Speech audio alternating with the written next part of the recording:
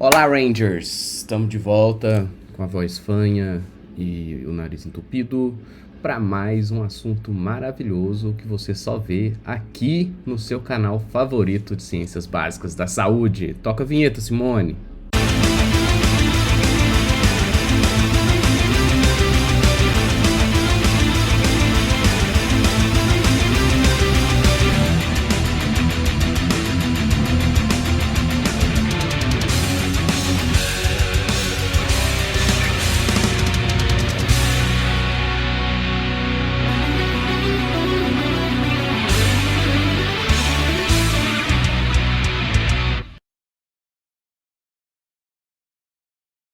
E o assunto de hoje é princípios básicos da microbiologia clínica, a gente entender como é que um micro-organismo pode causar doença em comparação a outro micro-organismo que não causa. A gente vai focar muito em bactéria aqui, mas os conceitos que a gente vai falar aqui se aplicam a vírus e fungos também, e até mesmo a outros parasitos, né? Eumintos, protozoários. Uma coisa muito interessante a gente considerar, já falando aqui de início nessa aula, é saber que o seu corpinho, o número de células no seu corpo que tem o seu genoma, ou seja, células suas, está em torno de 10 a 13. É um com 13 zeros na frente, não sei nem falar esse número. Um trocentelhão de células. Mas o número de células que não possuem o seu genoma e que estão associadas ao seu corpo é 10 vezes maior, é 10 a 14, 10 a 14ª células, que são as bactérias, fungos, micro-organismos que estão vivendo aí na sua microbiota associada.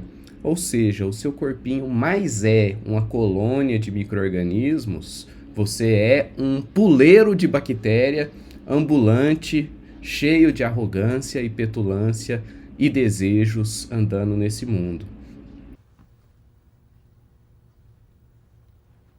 E aí, como que esses bichos não causam doença? Por que eles não causam? Porque eles são bonzinhos, porque a consciência deles é uma consciência evoluída, eles são do signo de peixes. Ai, ela é toda boazinha, ela é toda do bem, ela é tão galera. E não fazem mal a ninguém, é isso? E por que que, às vezes, um micro-organismo entra em contato com o nosso corpo e causa a desgraceira toda? Porque eles são do signo de Áries? Não, não tem nada a ver. Que ele é mau. E a gente? É mau também. Vamos discutir aqui as diferenças entre micro-organismos patogênicos e micro-organismos da microbiota, saber o que tem de diferença entre uma bactéria e outra, por exemplo, para que uma cause doença e a outra não. Então, uma coisa que a gente precisa ter ideia para entender por que um bicho causa doença e outro não, é a complexidade do equilíbrio, essa gangorra, entre os mecanismos de infecção, os mecanismos de patogênese, de virulência do agente infeccioso e os mecanismos de defesa, do outro lado, do hospedeiro. Então, um tentando combater o outro. Então, o parasita vai ter diversos mecanismos, vai ter um arsenal de estruturas, de estratégias para causar doença, para infectar o seu organismo, e o hospedeiro vai ter o seu arsenal de defesa. Quando esse equilíbrio se desequilibra, olha que expressão gostosa, quando esse balanço sai do equilíbrio, é onde a gente tem os problemas. Quando o parasita sobressai os mecanismos de defesa do hospedeiro, a gente tem a infecção. O parasita tem sucesso em vencer os mecanismos de defesa e causar infecção. E o contrário é verdade. Quando os mecanismos de defesa são maiores, né, são mais eficazes, a gente mata o parasita e ele não causa doença. A gente tem situações de um equilíbrio muito bem determinado, como, por exemplo, no caso da infecção por Ascaris lumbricoides. Que nojo! O Ascaris, a lombriga, é um parasita tão bem adaptado ao nosso corpo que nem ele causa uma infecção muito agressiva, que vai causar sintomas muito agressivos, vai deixar o hospedeiro debilitado, nem a resposta imune do hospedeiro consegue matar ele. Então fica uma infecção praticamente silenciosa. Se a gente não tiver uma infecção maciça com um número de parasitos muito grande, a gente tem uma infecção silenciosa ali. Você tem lombriga e nem sabe, igual chifre. Às vezes você tem chifre e não tá nem sabendo. Ih, rapaz. Então, a grande ideia que você tem na cabeça é esse cabo de guerra entre o parasita, né, entre o agente infeccioso e o hospedeiro com seus mecanismos de defesa. Então, de certa maneira, para um micro-organismo causar doença, ele precisa passar por todas essas etapas aqui. Você precisa se expor a esse agente infeccioso, né, você precisa ter contato com ele, e ele precisa ter mecanismos para aderir. A primeira etapa é essa adesão. Essa adesão só vai ser bem sucedida se, primeiro, o parasito, o agente infeccioso, tiver moléculas que permitem que ele grude ali naquele tecido, e para isso ele tem que entrar em contato com o tecido adequado. Às vezes o micro-organismo tem moléculas de adesão à mucosa oral, por exemplo. Então eu preciso colocar ele em contato com a minha mucosa oral. Se ele tá batendo aqui nos peitos, matando nos peitos aqui, e ele não entra em contato com a minha mucosa oral, ele não vai causar infecção. Esse mecanismo de adesão, tanto as bactérias boazinhas, tanto os micro-organismos bonzinhos, quanto os diabólicos, vão promover. A microbiota também adere, né? A microbiota da pele também é aderida. E daqui em diante é que a gente começa a ter os problemas. A microbiota, por exemplo, ela não promove invasão, ela não vai invadir os tecidos e provocar dano tecidual.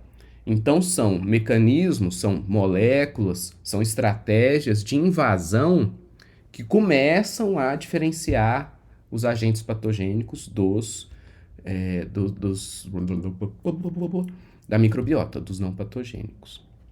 Mas, lembrando aquele equilíbrio hospedeiro-parasita, se a resposta imune do hospedeiro está debilitada, você concorda comigo que mesmo a microbiota pode querer promover invasão e causar doença? Por isso que a gente não pode falar que um micro-organismo é bonzinho, ele nunca vai ser patogênico, né? O HIV trouxe essa noção pra gente. Pessoas começaram a padecer de doenças que a gente nunca tinha visto antes. Agentes que nunca fizeram mal a ninguém começaram a matar pessoas de infecção. Então, através de mecanismos de invasão, dispositivos que permitem a invasão e o dano tecidual, é que esses micro-organismos vão provocar doença no cidadão. E aí é isso aqui que a gente vai discutir. Qual que é esse arsenal? O que esses micro-organismos têm que permite que eles causem invasão, que permitem que eles tenham essa invasividade, essa toxicidade, que eles provoquem dano tecidual? O que eles vão fazer para matar as células do hospedeiro? Então, para ilustrar os mecanismos de adesão, aqui eu trouxe uma E. coli, conforme o artigo do Alexander Health 2021, em que ele menciona, que ele exemplifica um punhado de moléculas das fímbrias que vão permitir adesão. Essas moléculas são chamadas de adesinas. Moléculas que provocam adesão são as adesinas. E aí a gente tem as adesinas fimbriais e as adesinas não fimbriais ou afimbriais. Eu não gosto muito do termo afimbrial, né? Dá um termo esquisito. Não fimbriais, que estão associados à parede celular do micro-organismo. Então aqui, ó, vocês veem que são inúmeros os exemplos de adesinas. São moléculas que vão promover a adesão do micro-organismo a um substrato, né, um epitélio, uma região do seu corpo. E ao entrar em contato, isso aí não serve só para grudar, não, né? A principal função é essa, é grudar.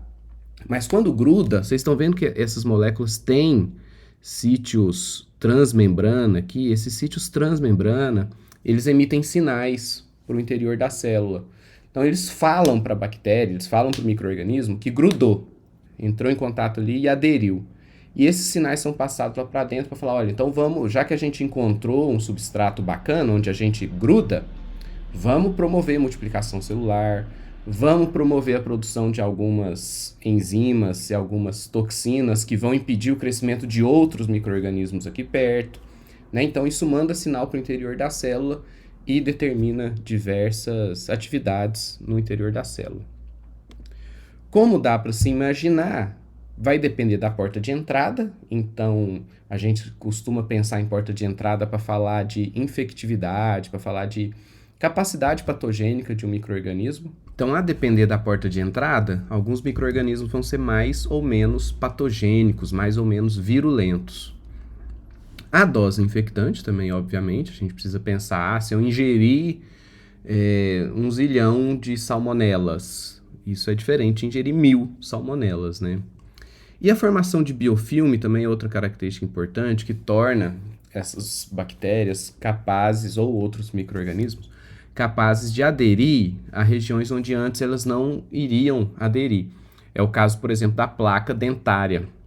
O Streptococcus mutans consegue aderir à dentina, ele consegue aderir ao tecido do dente. Outras bactérias não. Mas quando ele adere, ali, o Streptococcus mutans adere, ele forma um biofilme, que é uma substância mucosa, mucoide, que fica ali um filmezinho, uma película que se forma ali em volta das bactérias. Isso sim serve de adesão para outras bactérias, tipo o Campylobacter. E aí vai se formando a placa dentária, que é um conjunto de bactérias, é um conjunto de diversos gêneros bacterianos e fúngicos que aí vão provocar lesão ao dente. A invasividade é uma característica de algumas bactérias, alguns micro-organismos que conseguem manipular o citoesqueleto da célula. Então, eles entram em contato e, após a adesão, eles alteram o microesqueleto celular, o citoesqueleto, provocando essa entrada do micro-organismo. Então, é uma fagocitose mediada pela bactéria. E aí, uma vez lá dentro, ela usa o citoesqueleto para passear. Essa caudinha de cometa que vocês estão vendo aqui é a actina do citoesqueleto que a bactéria usa para se mover no interior celular, certo? Então, esse aqui é um mecanismo que a Salmonella faz, a E. coli faz um mecanismo parecido e sai passeando entre as células. Agora, talvez o ponto mais importante dessa aula, que merece um parênteses maior, e a gente poderia gravar uma outra aula de 40 minutos falando só sobre isso aqui, são as toxinas produzidas por bactérias. Aqui sim a gente tem uma gama de assunto muito grande. De maneira geral, as exotoxinas, que são aquelas fruto de metabolismo bacteriano, elas são secretadas mesmo, e podem ser enzimas ou podem ser simplesmente excretas das bactérias. Geralmente essas exotoxinas são produzidas por bactérias gram-positivas. Geralmente, eu não falei sempre, presta atenção. Entendeu? Você entendeu, velho? Geralmente, exotoxinas são produzidas por bactérias gram-positivas. O gênero Clostridium mesmo é um grande produtor de toxinas do tipo AB. A gente tem toxina botulínica, toxina tetânica. Todas essas são toxinas do tipo AB, é o maior grupo de toxinas.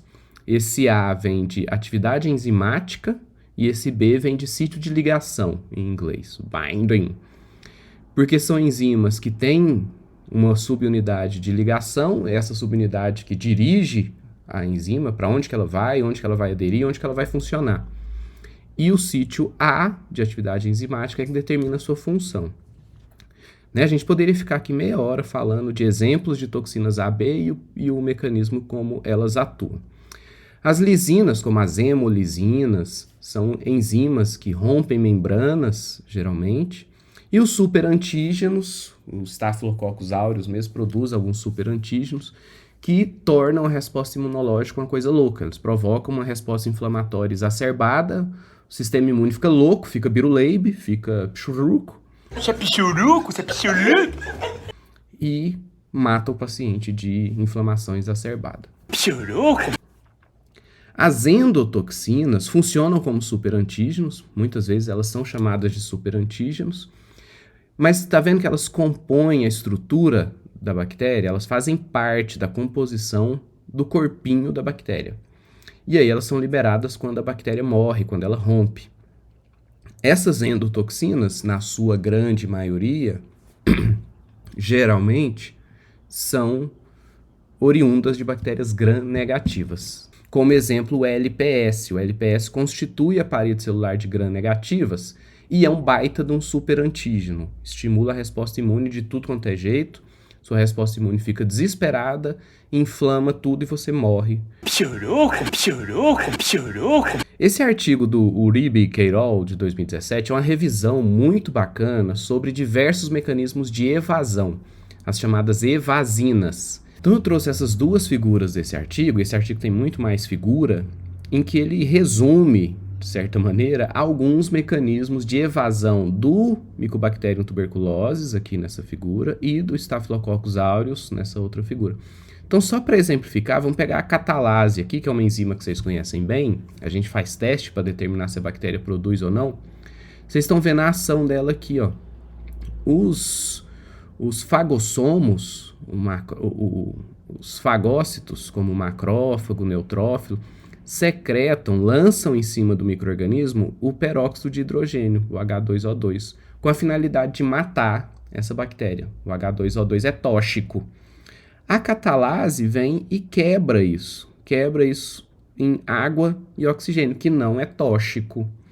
Não sendo tóxico, o Staphylococcus aureus escapa da resposta imunológica, de um mecanismo da resposta imunológica. Então, a catalase aqui atua como uma evasina, né? E aí ele está aqui, os 500 outros exemplos. Nesse artigo ele faz a discussão de cada um desses exemplos, então é um artigo muito bacana da gente estudar por ele, porque ele é muito completinho. Eu acho é bom. A cápsula, ele funciona como a adesina, que a gente falou lá atrás. A cápsula fornece uma capacidade de aderir a tecidos, mas ela funciona também como uma evasina, porque ela permite escape da fagocitose, ela permite escape do sistema complemento, ela reduz a atividade de alguns mecanismos da inflamação. Então, a cápsula bacteriana é uma importante evasina também. Né? A gente se lembrar do exemplo do Streptococcus pneumoniae, que a gente tem uma cepa capsulada e uma cepa não capsulada. E essa única diferença é fundamental para que um seja patogênico e o outro não. Né? É só isso, é só a cápsula que difere essas duas cepas. Outros mecanismos de virulência são, por exemplo, os sideróforos, que são moléculas que as bactérias secretam para o exterior do corpo delas para capturar ferro. Essas moléculas são quelantes de ferro. E uma vez liberadas, elas não entram de volta na célula bacteriana enquanto não estiverem repletas de ferrinhos grudados aqui. Então, a célula bacteriana é mais permeável ao sideróforo quando ele estiver carregado de ferro. Então, é um bumerangue. Ela joga isso, ele sai catando ferro e volta para o interior da bactéria. E os mecanismos de variação antigênica, que também são importantes evasinas. Quando você começa a montar uma resposta imunológica contra um determinado antígeno, especialmente antígenos de superfície, o micro-organismo vai lá e altera a estrutura desse antígeno, muda o formatinho dele. E aí aquele anticorpo, aquele linfócito T que estava reconhecendo, deixa de reconhecer o antígeno, muda. Então aqui, por exemplo, a gente tem um exemplo da Neisseria gonorreia, que tem uma série de genes que podem entrar na composição do pili aqui, do gene da pili. Então eu tenho vários loci que podem entrar na composição desse gene, e aí conforme a resposta imune começa a reconhecer a proteína gerada por essa combinação aqui, ele vai lá e muda. A Neisseria vai lá e pega outro loci e coloca aqui nessa composição. Aí o pili ali que tinha uma composição que estava sendo reconhecido pela resposta imune, deixa de ser reconhecido. É uma bagaceira ou não é? E aí, bibliografia para você estudar, para você não estar fazendo nada mesmo. E lembrando que se a base é sólida, quem vai definir o topo é você, meu querido.